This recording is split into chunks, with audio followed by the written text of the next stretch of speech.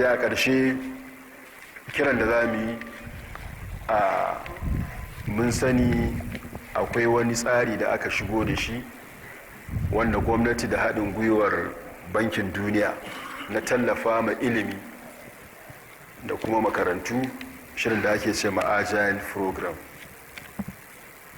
To wannan shiri a cikin makon nan da ya wuce, ina ji sati ɗaya da ya wuce, ɗaya daga cikin manyan malamanmu Sheikh Muhammad bin Usman Kano yake ya ɗan yi waɗansu bayanai akan wannan agile ɗin, wanda a cikin bayanansa ya nuna fargabarsa cewa wannan shiri ana ganin akwai wata makarkashiya da aka yi wa addinin musulunci da al'ummar musulmai a ciki, ya yi wannan zargin a ciki.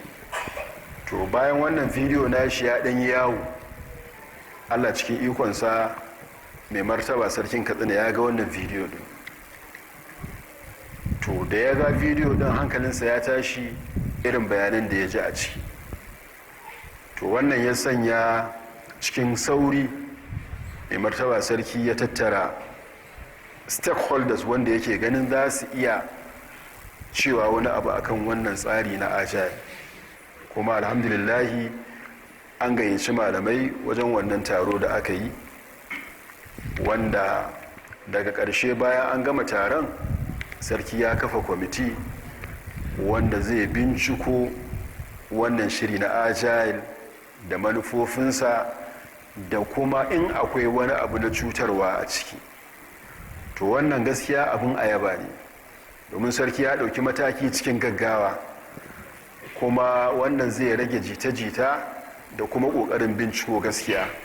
Akan wannan muna mai martaba addu'a Allah ta'ala ya saka mashi da alkhairi, yadda ka nuna ka damu da al'ummarka, Allah ta'ala ya damu da kai ma, yadda kake shiga cikin hidimar mutanenka, Allah ta'ala ya kama ma ya shiga cikin hidimarka.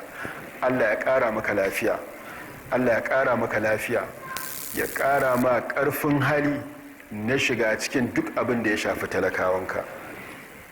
Su kuma kwamitin da aka kafa, muna kira gare su ma su ji tsoron Allah, su yi aiki cikin adalci da gaskiya. Duk abin da suka gano a ciki to su bayar da shi a matsayin rahotonsu. In sun yi wannan, su ma sun sauke nauyin da Allah ta'ala ya dora musu. Muna roƙon Allah ta'ala ya kama musu, ya taimaka musu su yi wannan aiki cikin sauƙi. Mu kuma a ƙarshe muna yin addu'a, wannan shiri na agile in akwai wani abu na sharri a ciki, Allah ka bayyana mana shi. In akwai wani abu wanda zai iya cutar da wannan al'umma, ko da ba a yanzu ba, ko da a nan gaba ne, Allah ka lalata wannan shirin. Idan alkhairi ne wannan shiri na agile, Allah ka tabbatar mana da shi, ka ba mu ikon amfanuwa da shi.